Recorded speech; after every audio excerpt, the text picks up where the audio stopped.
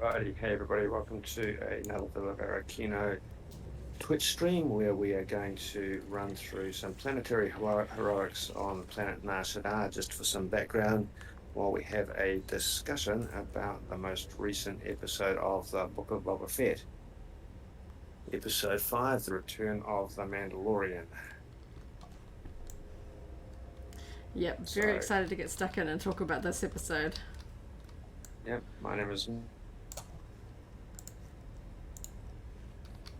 and I'm running one of my mains, my Imperial aligned main character, Toombs, a bounty hunter. Yep, I'm running Nyridia. She's my first and main bounty hunter. She's not one of my mains, but I wanted to stick with the theme for the stream, so, and I'm keen to work on her a little bit before the new expansion, so. So that was a really, really interesting episode. Kind of expected to be a bit of Din Djarin in there. Did not expect it to be the entire episode. Yeah. But I'll split it. Let's start with building a better beast.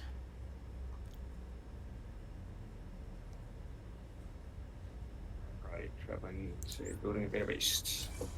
Okay, so yeah, Bryce Dallas Howard directed this episode. She's done 2 previous episodes of The Mandalorian.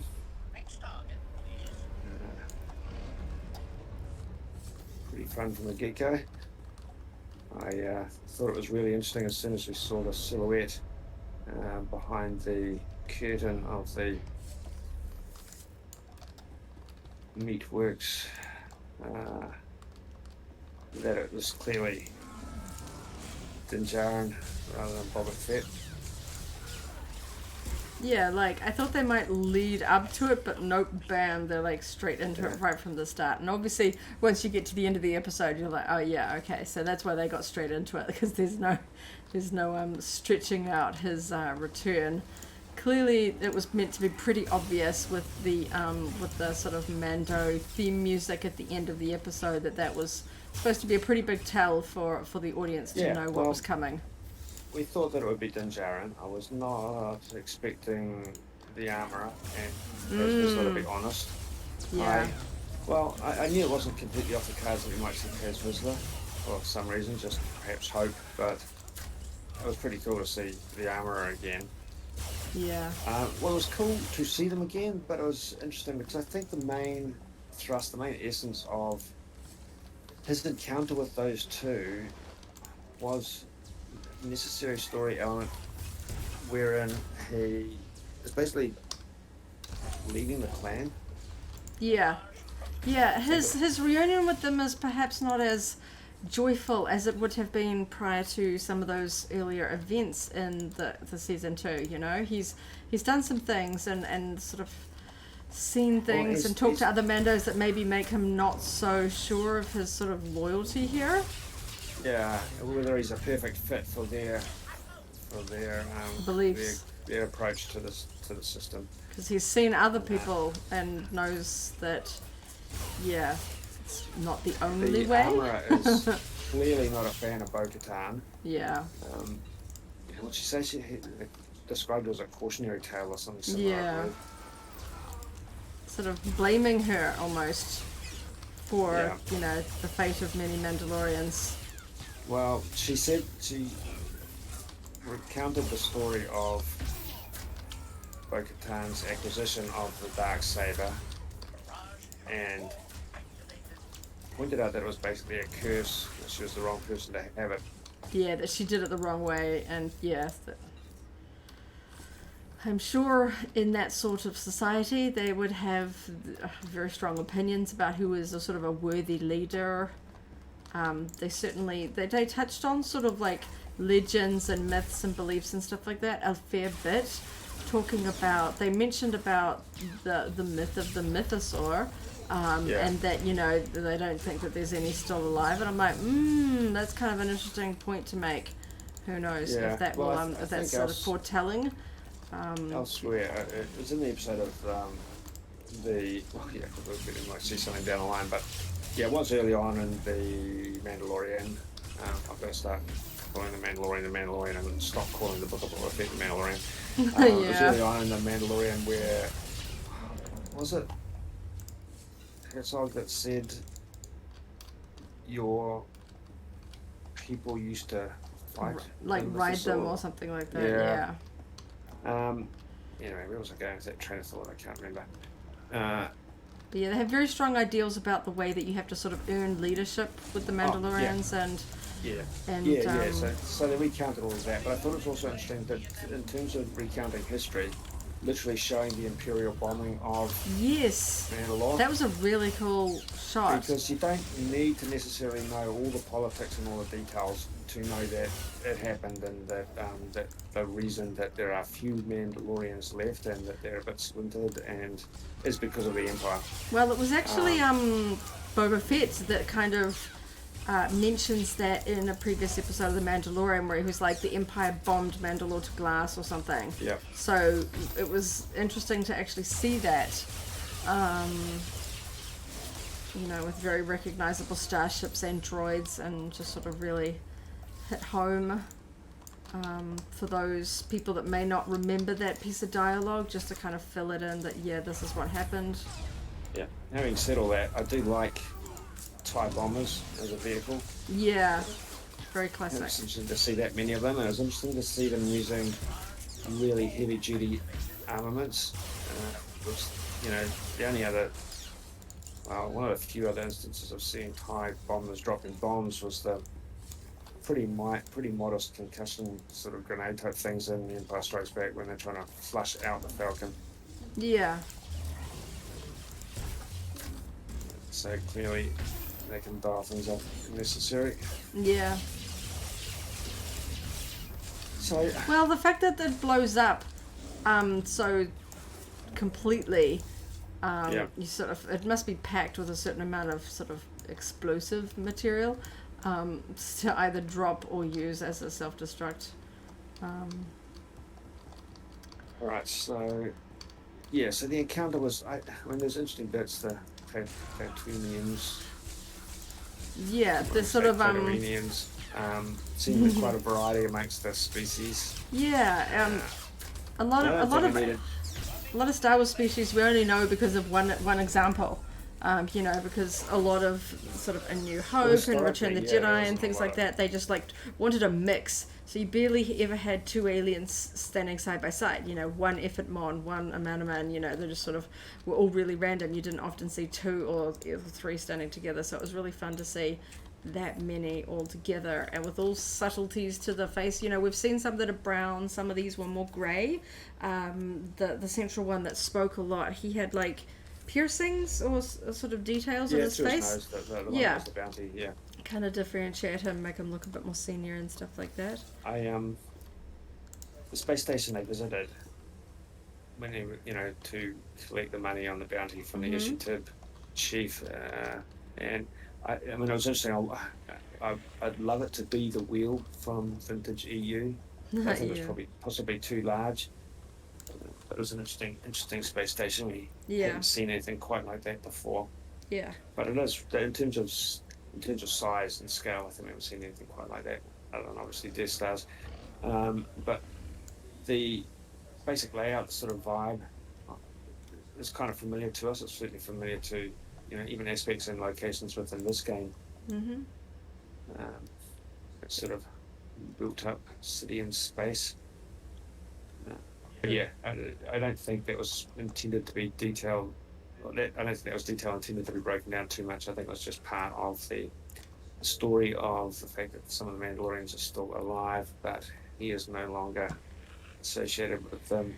He was quite conflicted when he had to admit to own up to removing his helmet. He didn't Let's really go to want the next to one. be. Yeah, which one? We're standing here not doing anything. Yeah, Let's which go to one the do we go next to? one. Verbithas.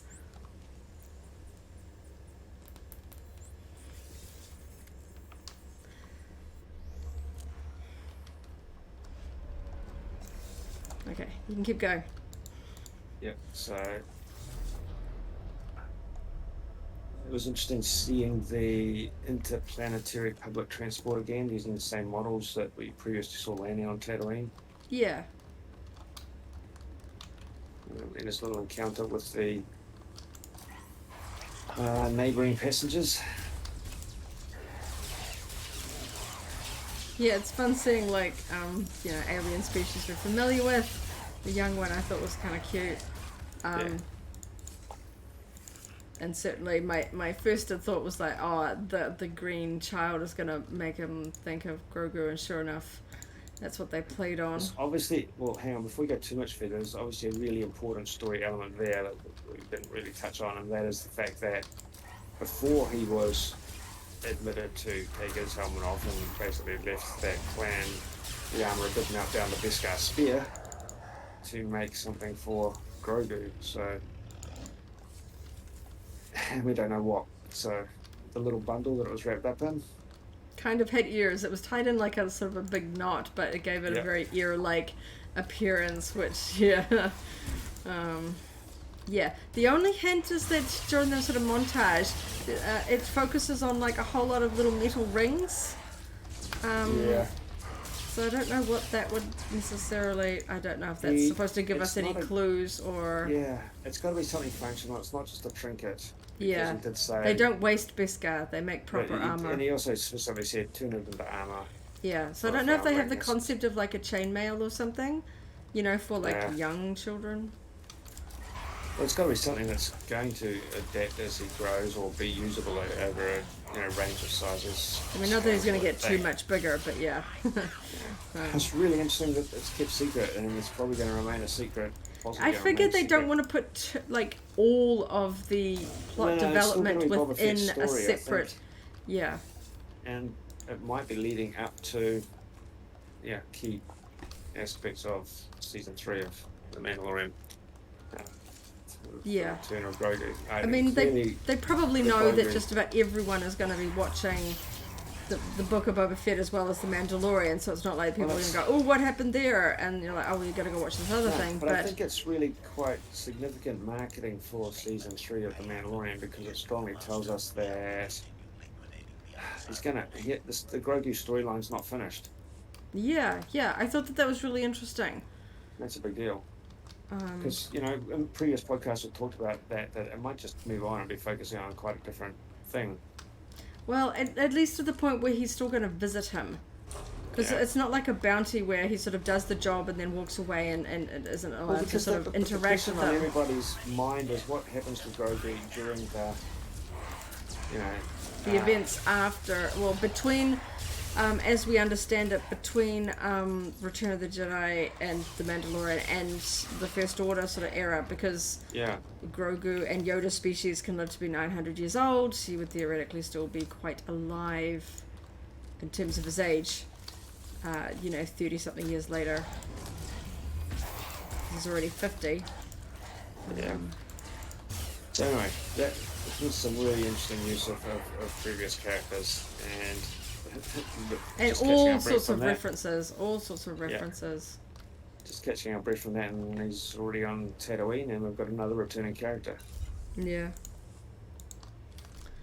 I was taking furious notes, because there were so many little different bits and pieces to try and sort of remember what on earth was going on.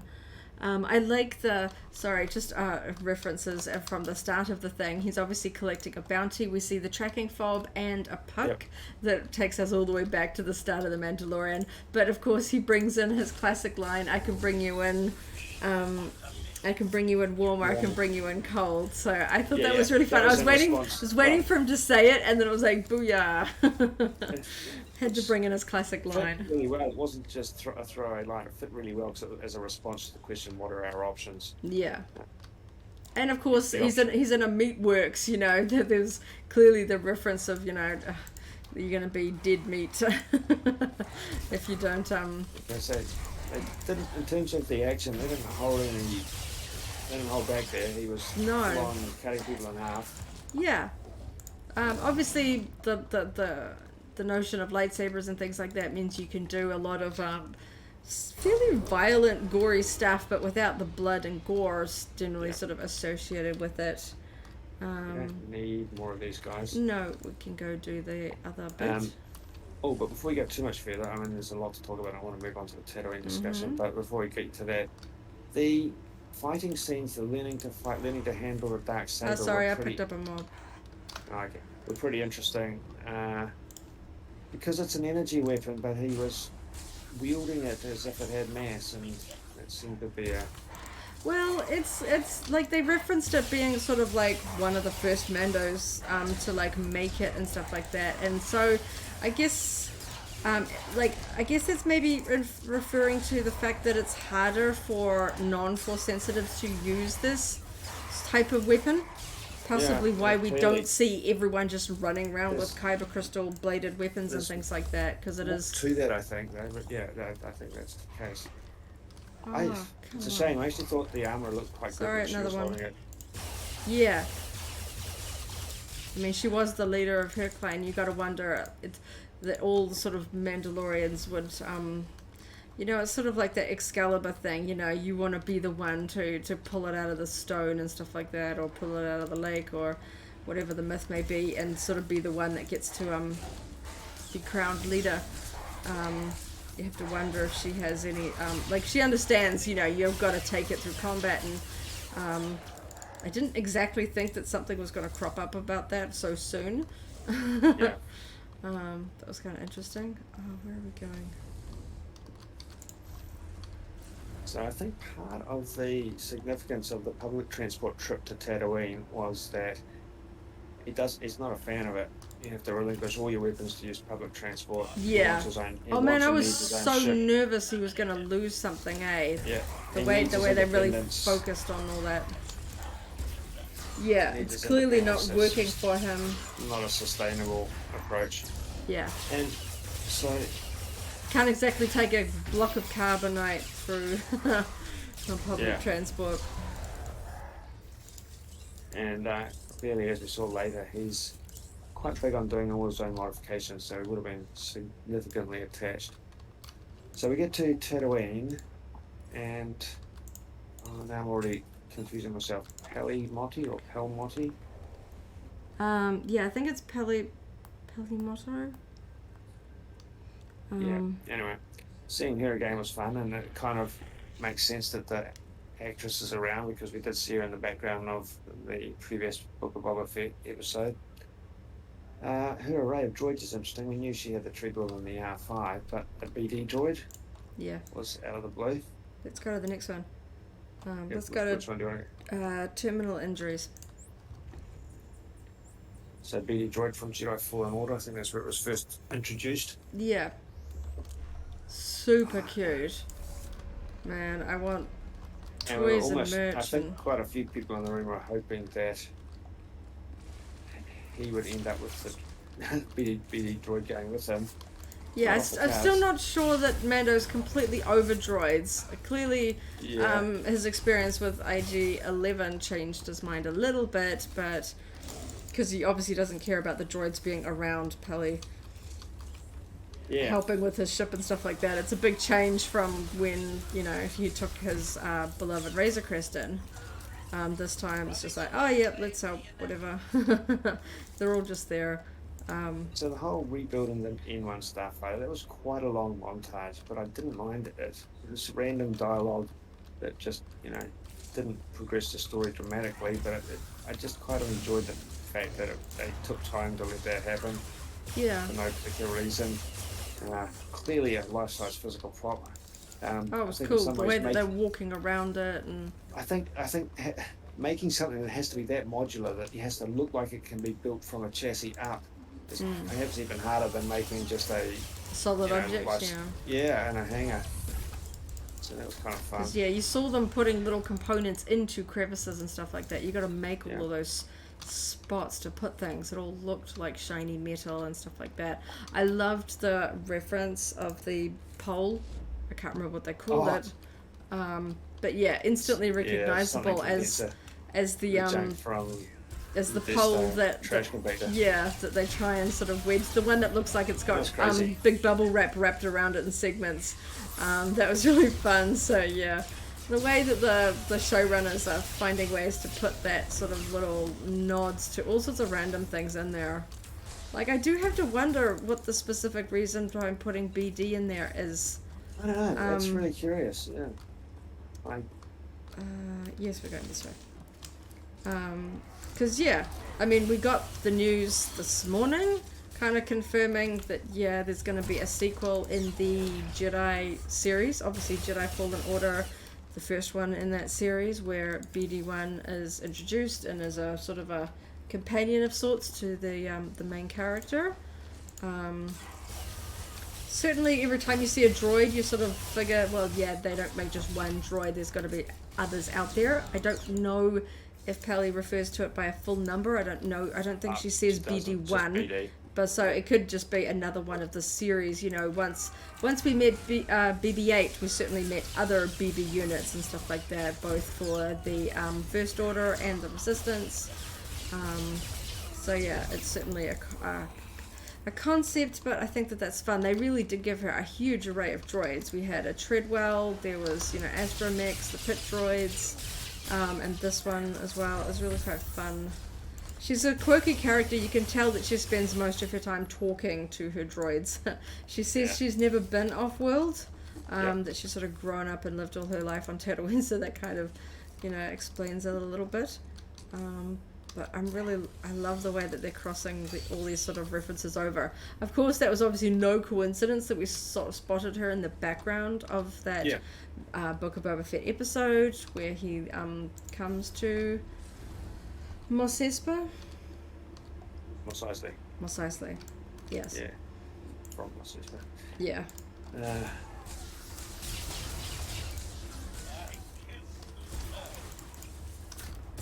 But there was a lot of lore in this one. I could only write down so many notes. There were all sorts of things. There were certain things like they reference Kalzok Ali. I thought that might, about where he needed to go or something like that when he was like dropping the head off at the Ishitib. So I was like, okay, that might give fans a clue to like reference what this locale is, if it's been used before, if that's a identifier that might be able to be Googled and figured out. That doesn't sound bad, right? I did like that it was an Ishitib, another original trilogy species. Yes. And right at the start, after we got to the sort of the opening segment, that really cool mix of both the Mandalorian theme and the Book of Boba Fett theme all kind of mixed together. Like, I'm sure that's going to be a popular track addition to the sort of lineup of awesome music from these two series. I don't think I specifically unpacked it yet, but it says a lot about the approach to storytelling for all these overlapping threads now. Yeah. In some ways.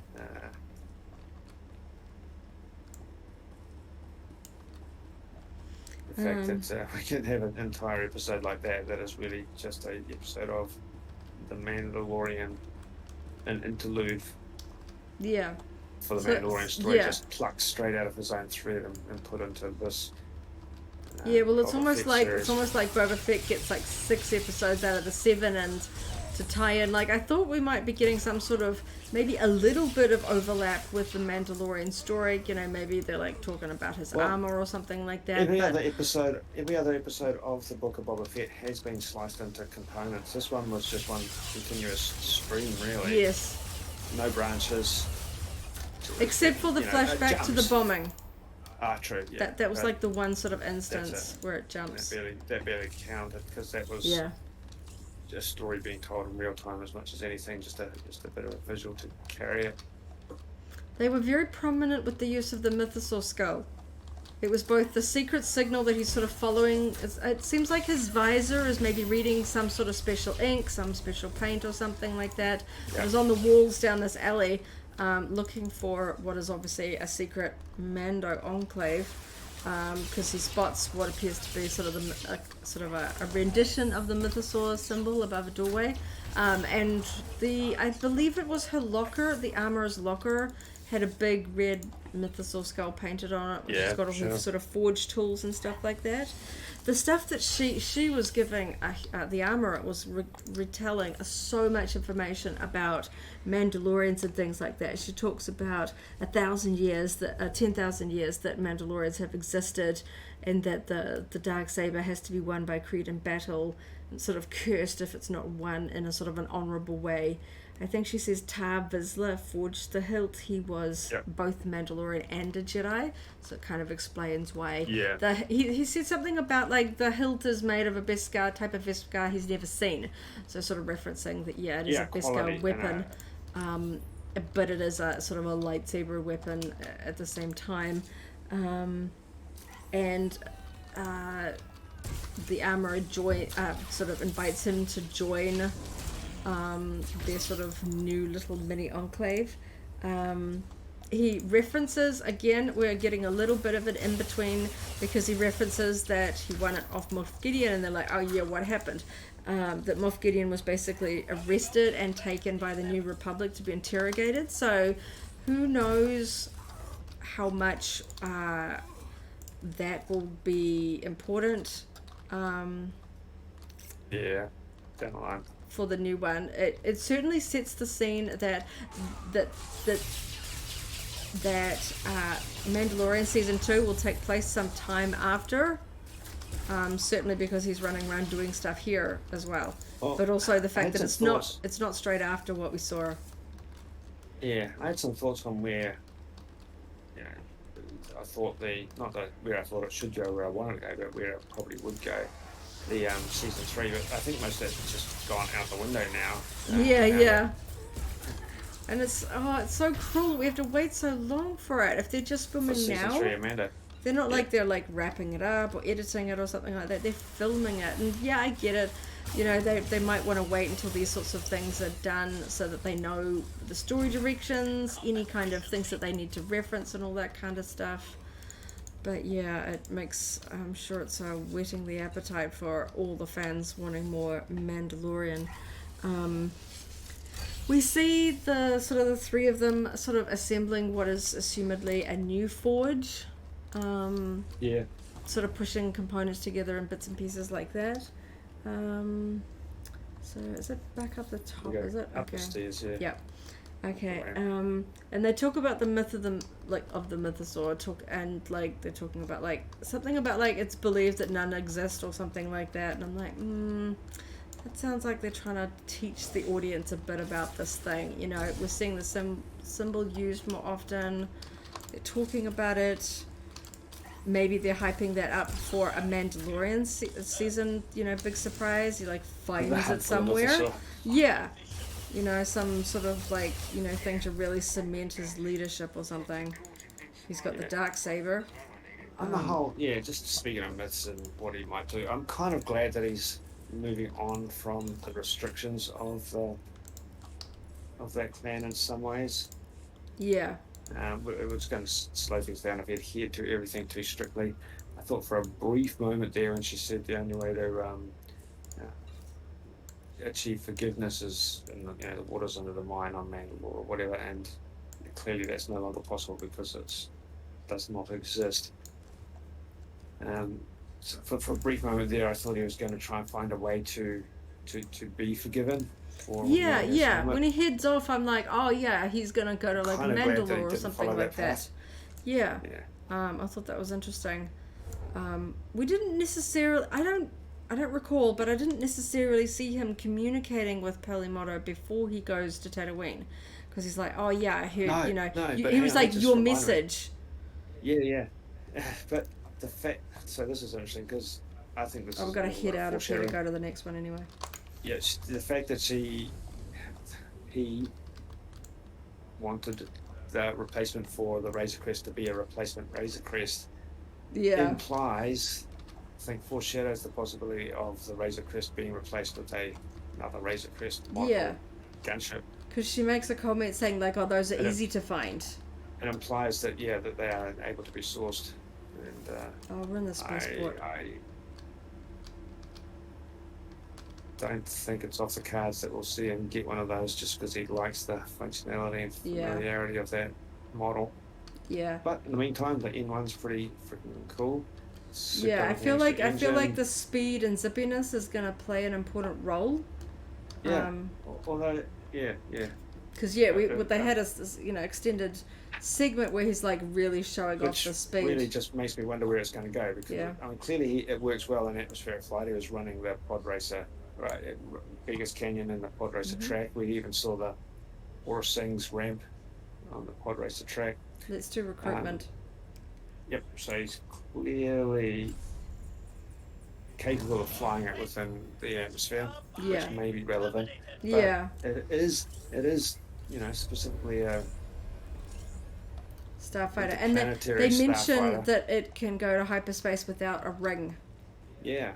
So there's so much to unpack there. I mean, the conversion of the droid socket into something that looks like it can accommodate a small passenger has got to be significant. Yeah, I thought that was the little space bubble, so you're not out in the open, because famously those sort of X-wing-esque ones can't really fit passengers, and I'm sure he's not going off to like kidnap Grogu or take him back or something like that. But who knows? They know that the audience knows that capacity is there. Sorry, what's that? He knows that capacity is there. The audience knows that capacity is there. There was some degree of reaction to the comment that the Jedi, now that the Grogu is getting Jedi training, that he can't have attachments. Yes. And he was like, "Oh, that's opposite to Mando's." Yeah. I really did love the segment of him basically doing the Mos Esper pod race run though.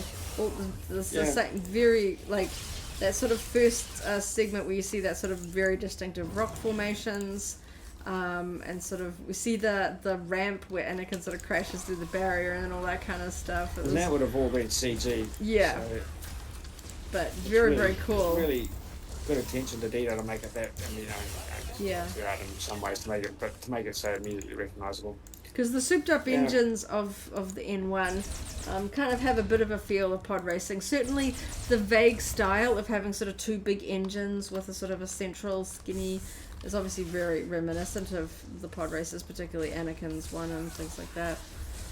So it's kind of fun, and obviously, like we know, Qui-Gon says, pod racing very fast, very dangerous, and we see Din flying this starfighter. So it's kind of got the speed and maneuverability of a very, very fast pod racer, but it's also capable of, interplanetary flight.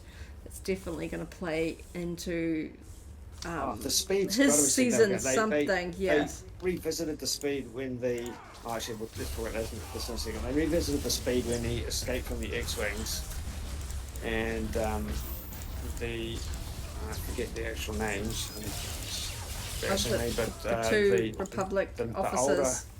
The older Republic officer who we've encountered before said that wasn't a jump to hyperspace, that was just a sublight engines. Yeah. But clearly they're playing on the fact that we need to know that this is above and beyond what we can normally expect from this type of vehicle. So that's got to play into the story down the line somehow. I can't even think how, so I don't think it's going to really ruin the story. Yeah. So the younger X-Wing pilot, was it because it is played by the actor that was the body double for Luke Skywalker in the finale of... He was played by the actor that was the body double for Luke Skywalker in the finale of the season 2 of The Mandalorian. Yeah, they gave him a lot of dialogue, which was fun, because obviously it's cool to like get cast in Star Wars, less cool if nobody sort of sees your face or hears you talk. If you're your own character, that's kind of cool, but obviously you can't really claim Luke Skywalker. That's Mark Hamill's territory. So I think that was fun.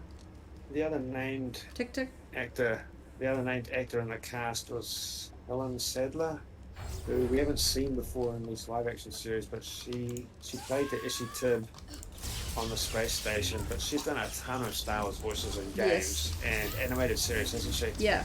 Forces of Destiny, Bad Batch, Star Wars The Old Republic, the game we're playing now. All sorts of bits and pieces, so I thought that was really cool. And even she's even done voices in this game. She's done voices in Star Wars The Old Republic. Major Henri, for those SWTOR fans out there.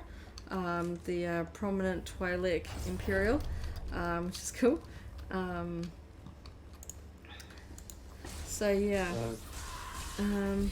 What are some of the other things I've got here? Okay, we'll go do Crushing Jedi Freedom Fighters while I'm looking at my notes.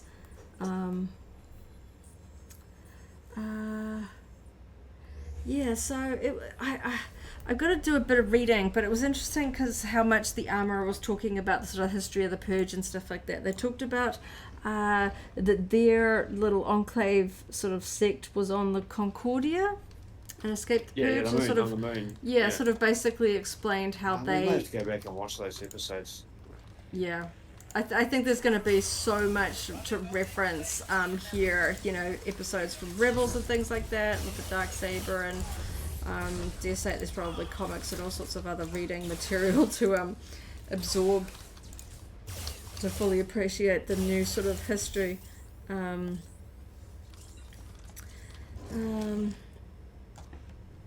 it says that, yeah, only those who walk the way escaped. I can't remember if it said the curse or the purge.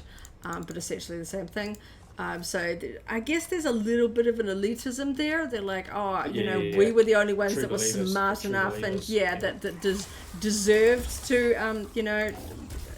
continue on. That it was the people that don't walk the way that were massacred. So yeah, that's pretty solid belief there from her. I think it's fun. We had a bit of a training montage of her using her forge tools against what looked, I'm pretty sure it was the Darksaber. Yeah. Because obviously her forge tools are probably made out of Beskar. I guess that's what they're inferring. We don't see her wielding a weapon other than those tools. Well, that's fun variation though. Yeah. Yeah, things that she just lives by, and yeah. I thought it was another fun random thing. The droid that tells Mando that he can't take weapons on board the Starfighter is another example another of series, the sort of Rex droid from Star Tours and Galaxy's Edge. Yeah, so there was on the space station. Yeah. It sounded like a female voice. I don't know who would have done the voices for those because it didn't show up in the credits so I could see. Yeah. But those are physical props as well. You can pretty much puppets. They can tell whether.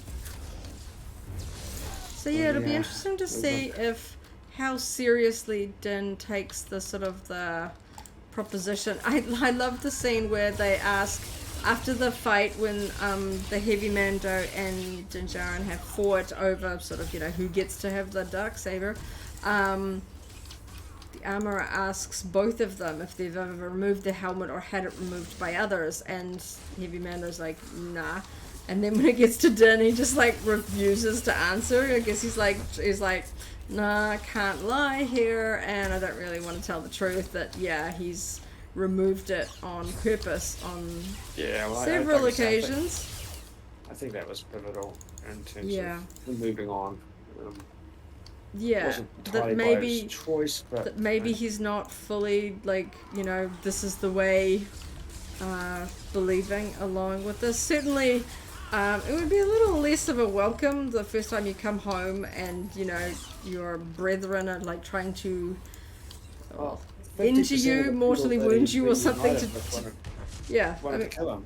They're just like, hey, I want your weapon and I want to rule the Mandos.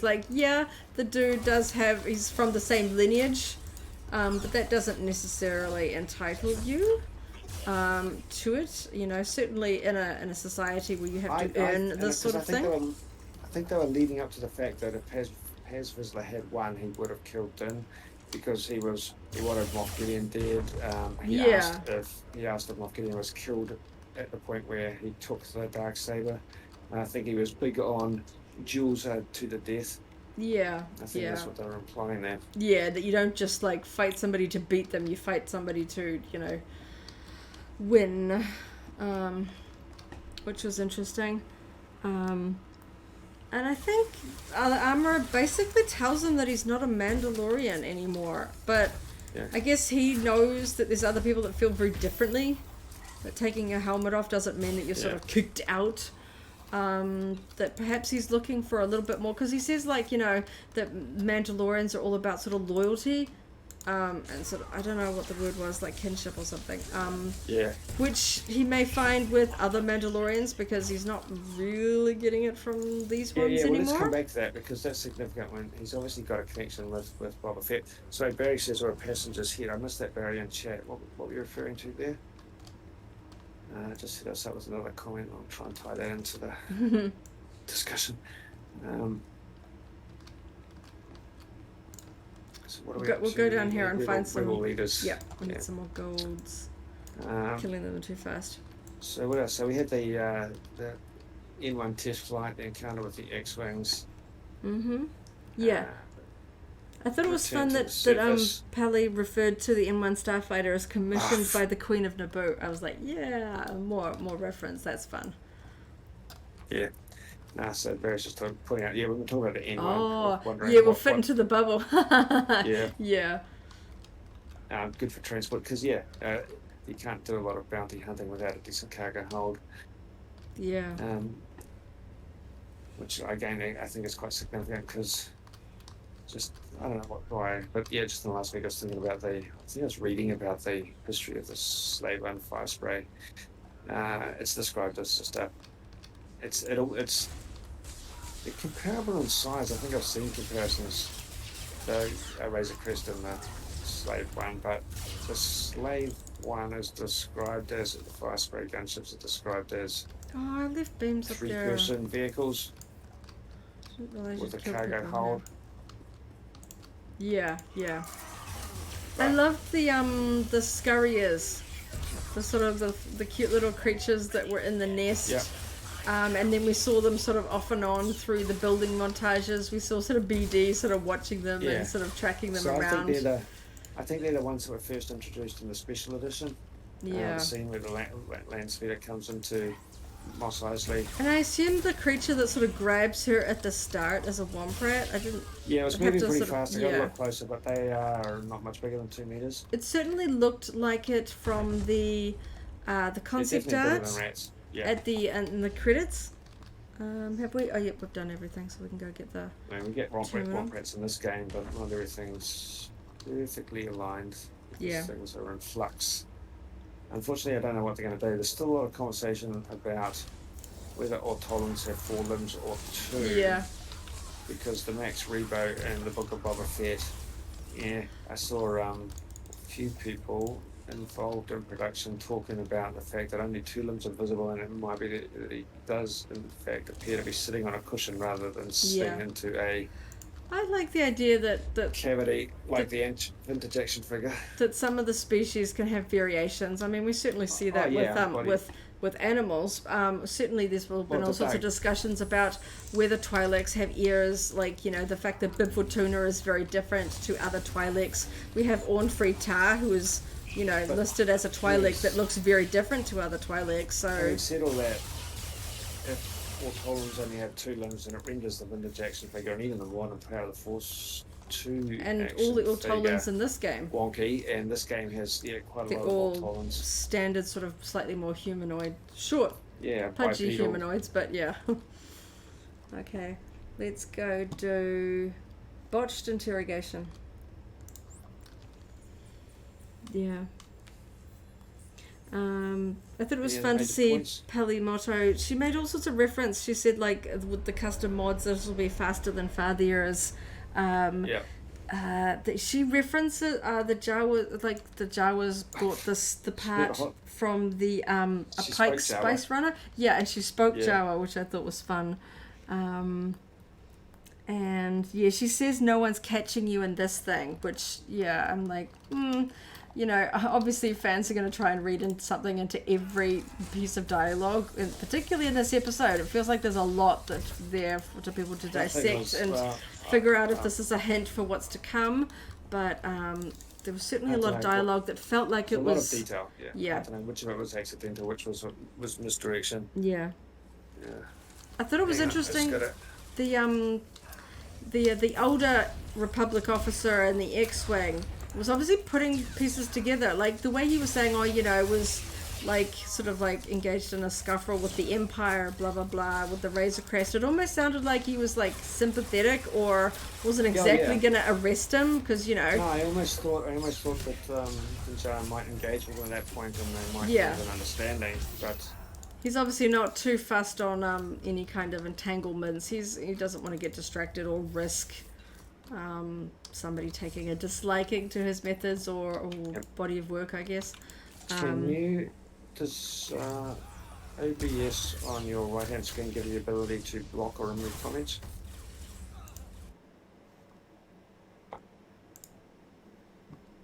No, sorry. Not directly from here.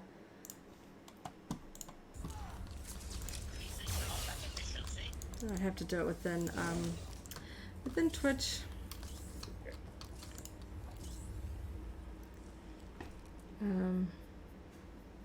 Oh, and the funny little reference, and this may rub some people up funny, but I loved when Pelimoto references when he lands back down and she says, "How was it?" and he says, "Wizard." I love that. That's like, you know, being further cemented as an expression within Star Wars. The delivery is what sold it. Yeah. You know, it's not being said by a young kid. It's being, you know, it's an expression being used by, you know, sort of a grizzled bounty hunter. So I thought that was fun.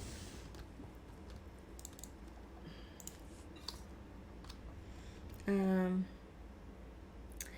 yeah, I love the way that Fennec kind of makes herself. Obviously, you know, Pelimoto's tried to sort of... Hold on, I'm not following yet.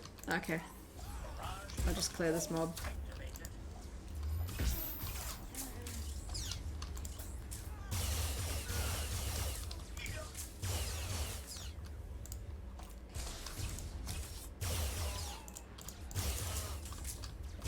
Okay, clear.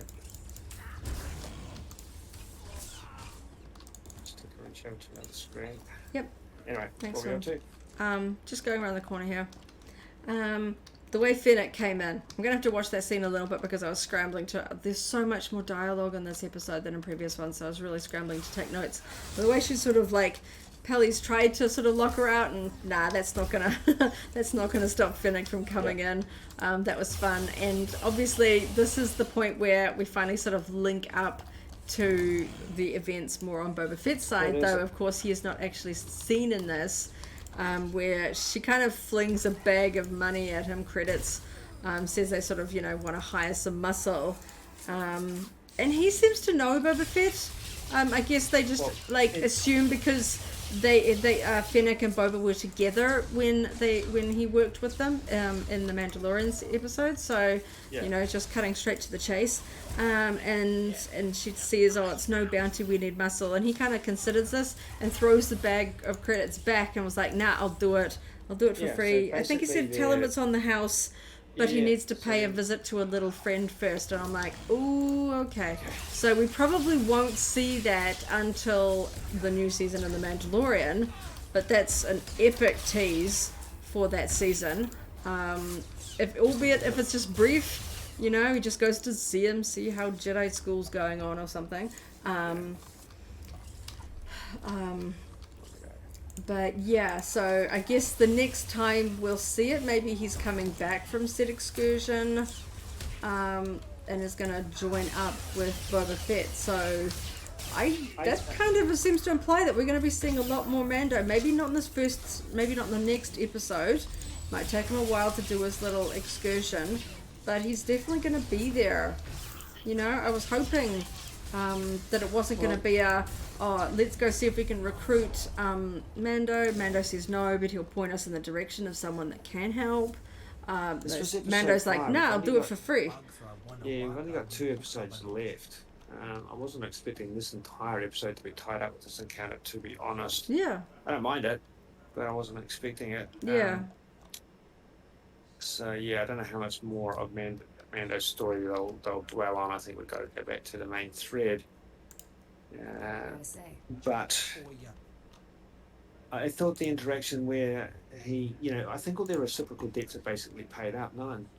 Everyone's done everything they're obliged to do. No one owes anyone anything. So I thought it was super interesting that he was happy to work with Boba Fett to the extent, you know.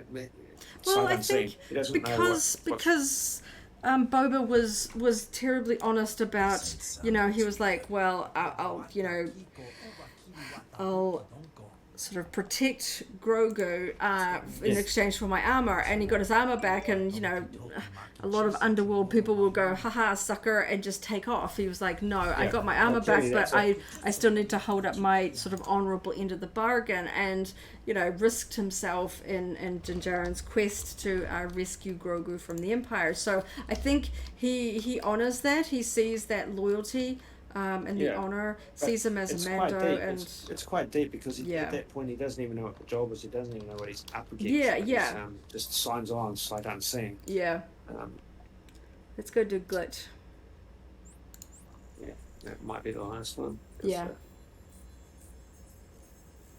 So much awesomeness in there. I'm sure it's going to take people a little bit to go through, see how much. I mean, in the background of Palimoto's workshop, there's all sorts of bits and pieces in the background. I'm sure somebody's like, that's this droid, and that's from this thing, and I think the way that she talks about the Jawas, she's like, I tell them what I need, and they go find it, and he's like, really? That was kind of fun, actually. Yeah, it was and that they go interesting to understand how truly resourceful they can be. I don't know if that's significant down the line or just. Well, certainly they managed to get they understood the value of Boba's armor enough to peel it off him. In that earlier episode, they obviously probably struck quite a good bargain on that one. Yeah. And we know that, they go running around taking droids and stuff like that. So it makes perfect sense that they would, be supplying somebody like that needs parts. They can sell full droids to people like Owen Lars, but they probably don't need quite as many random bits of speeders. You take them into town and Palimoto will fix them, so she needs the parts. They have wholesale parts for the workshops and consumer level sales for farmers. Yeah. So all sorts of classic references to both original trilogy and the prequel era. It all feels really tied together. I loved seeing the I don't know exactly the designation proper, but basically the K2SO droids. Oh, flipping heck. Yeah, that scene was straight up out of Terminator 2 with the probe droids and the debris. We're basically scoping through the debris looking for any survivors to sort of annihilate. They look really menacing. Like, we think of K2SO as being a humorous, sort of fun droid. That moment where they walk past a true Imperial one in Rogue One, where they're trying to sneak in, you get a sense of how sort of imposing that really sort of ominous thudding as it's walking down the hallway next to it. And you can see that they're kind of like a little bit nervous. They want to make sure that they get past this thing and don't raise any suspicion, but actually seeing them en masse doing what they were sort of designed to do, being sort of Imperial enforcers. I love the reference, like seeing Death Troopers and Shore Troopers in The Mandalorian and stuff like that. It's been really fun to see the newer additions to the sort of original trilogy era from Rogue One showing up in other places. Obviously, that most of the sort of in the, as they would say, the remnant empire. This isn't the empire at its fullest in the Mando era, but they obviously still have a lot of resources at their disposal. And that being a flashback, we're seeing really, like, we know what the empire's capable of. We see them, destroy Alderaan and stuff like that, but we don't actually see too many sort of like full-on ground assaults. It's the reality of what they were doing on a probably frequent basis, annihilating people wholesale. They wanted a rebel base and decided to just blow up Princess Leia's entire planet because it might motivate her to tell, the lengths that they go to is pretty extreme. So, if they don't like the Mandos, okay, we're just going to destroy their entire planet because we know that that's what they do. And seeing that was quite a sort of a scary thing. Like, yes, the Empire isn't a presence in the Book of Boba Fett, but it's just that kind of reminding the audience when this is set, and the ways that it has impacted these characters. Obviously, that is like a huge, bitter thing for most Mandalorians to come to terms with at this point in time. That's a very motivating factor. Possibly why the likes of Bo-Katan and Cosca Reeves are incredibly hostile towards Boba Fett because they think of the clones. The clones are the part of what brought about the Empire. Obviously, it was all Palpatine's fault, but to people on the ground, they would have seen the clones as being quite complicit. Even if they are phased out to an extent, as we see in the Bad Batch, they are quite integral in the formation of the Empire, and that would be, I mean, who knows, it might have been actual clone troopers that would have been involved in the sort of bombing. Yeah. That we see, we just see... Barry's just signing us, so if you're still there, so thanks for signing in, Barry. Catch up with you next time. Yeah. It was a good episode though, he says. Yeah. No, there's all sorts of fun things in there. Like, just so many details. I'm just gonna have to go back and watch it again. I'm sort of addicted to taking notes because there's just so much to go through, and it also helps me remember just things that I want to go back and recheck because there's just so much going on in a lot of these episodes. Things that I want to look up or something like that. Yeah. Even if we weren't taking notes, even if we weren't discussing it, I think these episodes require a double tap to absorb everything as a minimum in short order, and watch them at least 3 or 4 times before the next one comes around. Yeah, just to make sure that we've fully absorbed all the information, all the little references and things like that. You never know what big or small detail might be important for the next one. They are certainly lacing together all sorts of references here. Again, no Rancor in this one. No. I don't really know how much time we've got to have a Rancor training montage.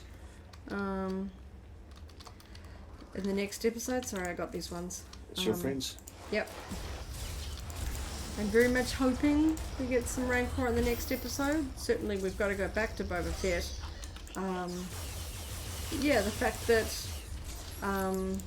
fact that it was Fennec going up to Din Djarin, it was kind of interesting that it was just a completely Boba-less episode. That the two of them didn't go up and go, hey.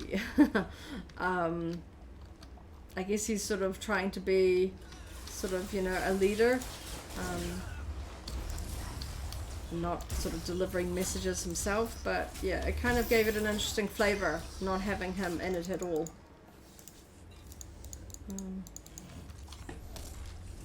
Which makes you wonder whether the story would actually work okay if you watched the episode, like 6 episodes without this one. And this one's basically, 2.5 of Mandalorian seasons. Sort of like a little interlude. It's possible. I think we just got to consume them in the order that they're presented. I think it's intentional. Yeah. And meaningful. But some very cool fighting. I thought it was really important that they showed that he still has. I really wasn't sure if what was going to happen to the Darksaber. I know when he walked in, I know we were going, oh, does he have the Darksaber? Because obviously it's a small hilt, it could be hidden on his person somewhere, because you could see the Beskar spear pretty quickly. I thought that was interesting that the armorer said that Beskar shouldn't be made into weapons, that it's dangerous, because it can pierce Beskar. And I was like, Wow, which means you really got to protect it, though. If it gets into the wrong hands, then they can forge weapons out of it, but that... Don't know whether that's foreboding, but yeah, she was certainly keen to melt it down and turn it into armor, not have it existing as a weapon. Because she seemed very curious about where he got it as well.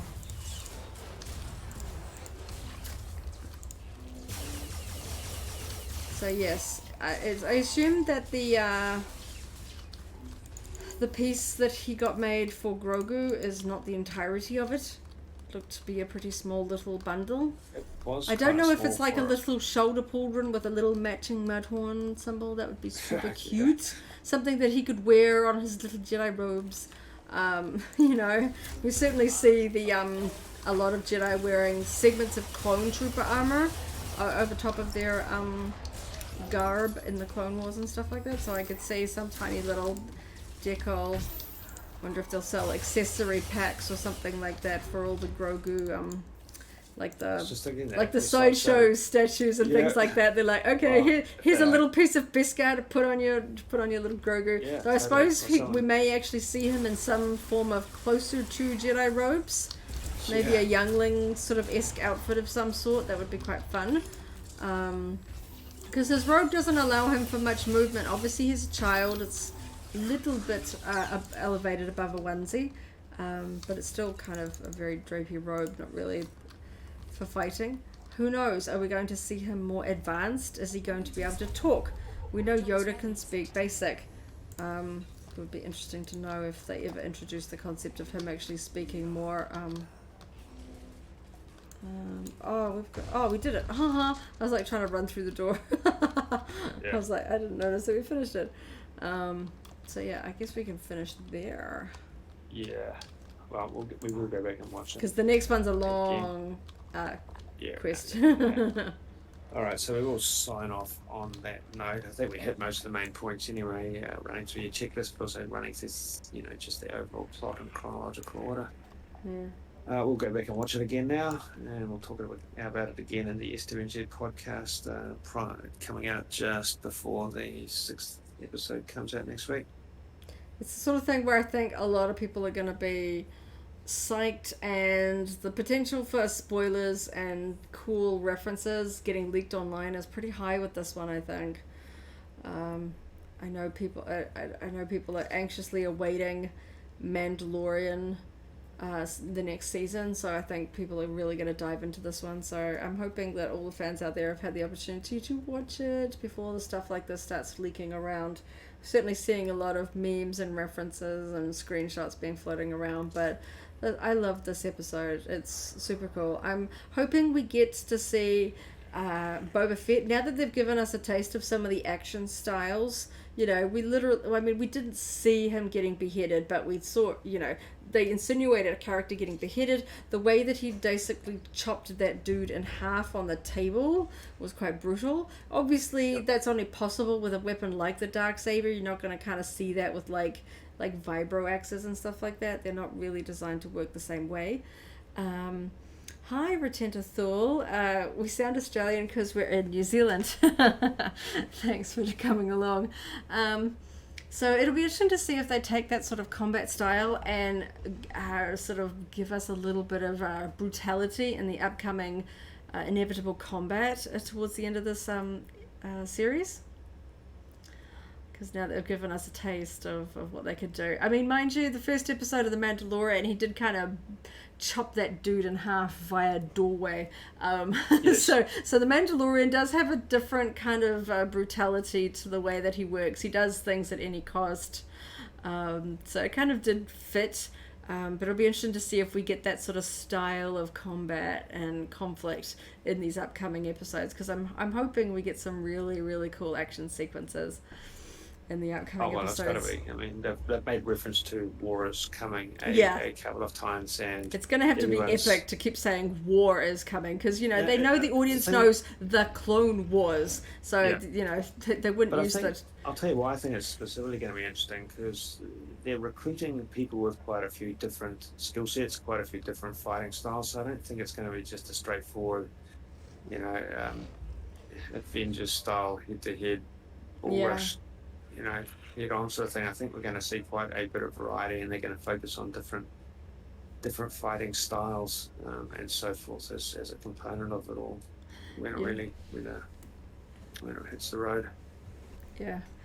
Thul says, I've been wanting a Jedi series at this point. Yes, I am very, very keen. Obviously, seeing the Darksaber, slicing and dicing. I know Obi-Wan wouldn't exactly be doing the same thing. Also, Ahsoka's probably not. I mean, she does have two sabers. It certainly makes for an interesting. We did see her take down, people in her episode of The Mandalorian. But yeah, it is sort of. I think it's definitely getting people amped for combat with lightsabers again. It's been a little while, the good thing about this year is that all the content we've got lined up for this year is. I mean, even the first half of this year, we're going to hit on quite a bit of variety. Yeah.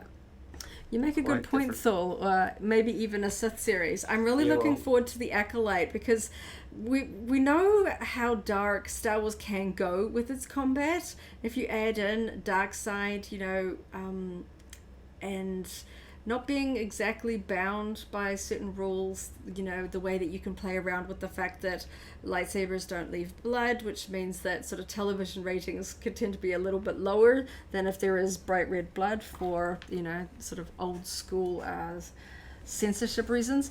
But it'll be really interesting to see how far they push that. If they go really, really dark side, sort of really explore the depths of evil that the Sith and dark side followers can go, or whether they kind of keep it a little bit more about sort of ancient relics and force powers and stuff like that. Because I really hope that whichever of the series that we get with force users coming up, that we get a lot more exploration about force powers.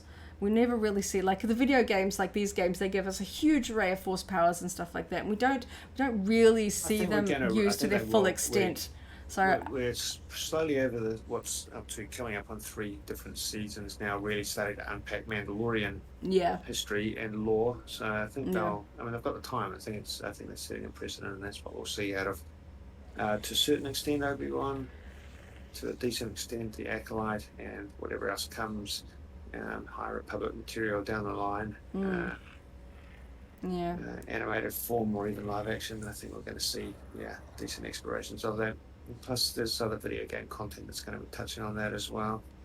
I think with each subsequent episode we get of Star Wars live action, it just like opens our minds to what else they might have in store for us coming up, and your mind just starts going wild. I'd love to see this, I'd love to see that, I'd love to see that, because the 9 movies, we're clearly not going to get live action movies for a little while. The pandemic is putting a little bit of a hamper in that. It's crazy to think we're living in an era where we're getting new live action Star Wars material every week at this point. Yeah. And it's going to be the case for a significant proportion of 2022.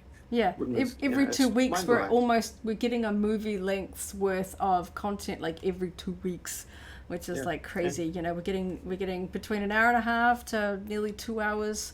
These the Book of Boba Fett has much longer episode lengths. We're nearly an hour with some of these episodes, so I really enjoy that. Well over the duration that a standard old school TV series, broadcast TV, with commercials would take. I mean, you expect those to be under 45 minutes, 42 odd minutes. And this one, I think broke that record. Yeah, so very, very cool. Well, we might look at signing off now, though, because we are going to go and watch it again before it gets too late here locally. Yeah.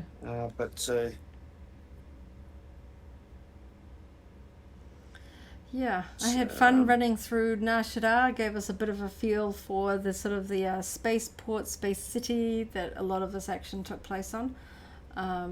At the first half of the episode, it was kind of fun.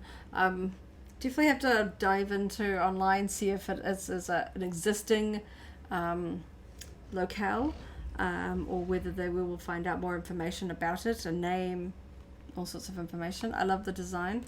But of course I love being back on Tatooine and all the classic references and stuff like that. So very keen to go back and watch it and enjoy all the details.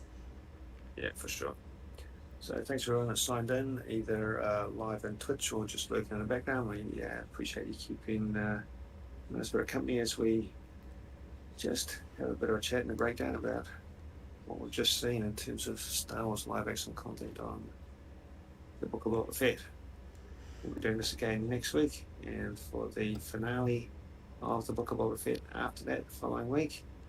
And we'll see where we go in terms of new content beyond that point. Yep. Signing off for now, though, so thanks very much for listening. We'll catch you next week if you're inclined to sign in. See you guys. May the Force be with you. If you enjoyed this video, go ahead and give it a like, check out our other videos, and subscribe for alerts about new uploads. Thanks for watching, and may the Force be with you.